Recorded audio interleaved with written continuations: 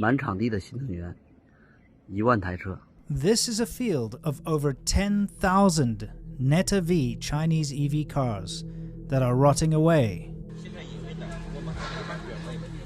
600多台啊，21年的，都是50公里以内啊，上牌新车。 And this man has just exclaimed that these BYD cars, all 2021 models, have less than 31 miles on them. Just like that field of 10,000 cars, they all have license plates on them, they're all fully registered, and they've been put away to rot. Yes, all of these cars have been left to rot. Why on earth is China throwing away entire fields of electric cars?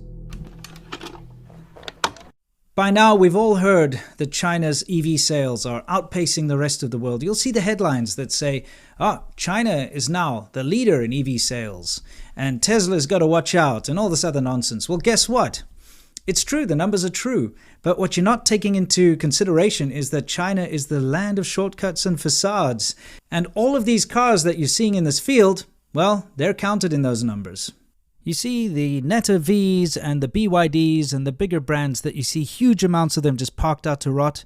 Well, you see, that's because they need the numbers. In order to get subsidies from the government, in order to put out the sales figures that they've sold more than Tesla and that they're leading in EV production and EV sales, they need to have these fake sales. So BYD themselves will register them and put them on the market and then claim that they've been sold. And then, of course, they've got all those excess cars and they just stick them in a field. And you can make history tomorrow. But there's a bigger problem. There are even more car graveyards.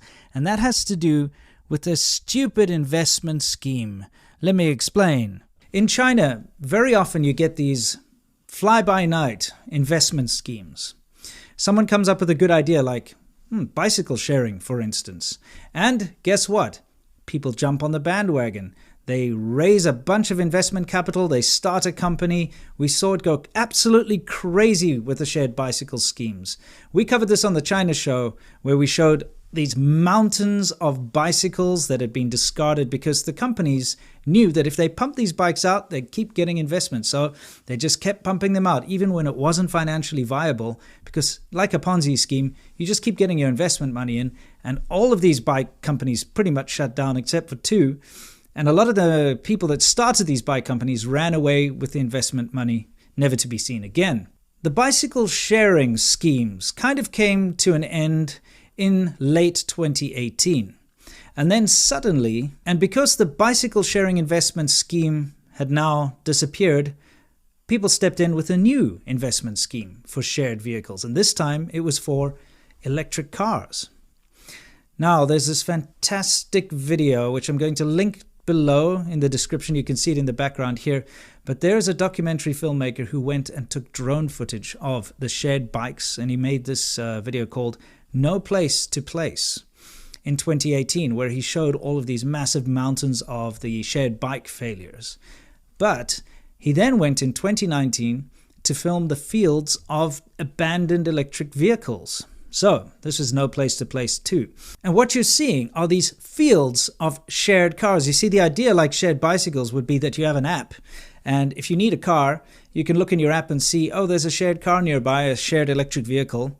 And you go and you unlock it with your app and you can drive to your destination and then lock it again. It's actually a very nice idea. It's not a bad idea at all. But of course, because it's all a money grab and it's a ridiculous scheme and a Ponzi scheme type situation in China, they just pump these things out without doing proper market research, without actually seeing if it was viable or not. And so the end result is fields and fields of thousands of hundreds of thousands of abandoned vehicles that are now going to rot. Now, this is where it gets insidious. These cars are electric vehicles, and that means they have batteries in them.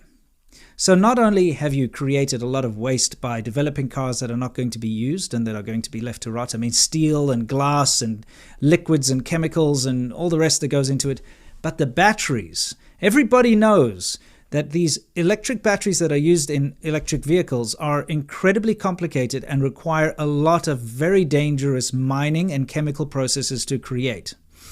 There are human rights atrocities attached to making these batteries, if you want to look into it, child labor, slave labor, that kind of thing. But the detriment to the earth in mining all of these chemicals and all of the materials needed to create these electric vehicle batteries is just insane. So now you've created all of this environmental damage to make these cars, and then you just let them rot in a field. And of course, now they're going to create even more environmental damage because they're going to sit there for however long with all of these chemicals and batteries in them and all the rest of it. And they're going to pollute the environment further. So it's like a double whammy. Not only have you damaged the environment making them, but now you're damaging the environment by discarding them. And this is where China tricks everyone. You see, you hear about their great green initiatives, this being one of them. Oh, look, China's really pushing forward in renewable energy and electric cars. And if you just read headlines and you look at the numbers, etc., you would think China's doing a very good job. But what you're not seeing is the fact that China is actually destroying the earth at a rate never before seen. So you have to look past the facade, and people still don't seem to get this. China is an opaque country. They block all of this information from the rest of the world. You would not be able to just see this. If a company does something like this in the West, you bet your bottom dollar there's going to be a lot of eyes on it. A lot of big news outlets will cover this. There will be, heads will roll. People will have to reply to this. The companies would have to pay some kind of a fine for damaging the environment or for doing bad things like this, like an oil spill or something like that. We know that there are ways to deal with these things, but because we don't see these things in China, nothing gets done. These massive fields of electric cars just sit there rotting. China's green technology initiatives that you keep hearing about are mostly bullshit and a smokescreen to hide the fact that they're doing all sorts of environmental crimes. And remember, it's all about turning a profit. It's not about saving the environment or anything like that. It's a propaganda push and it's a money grab.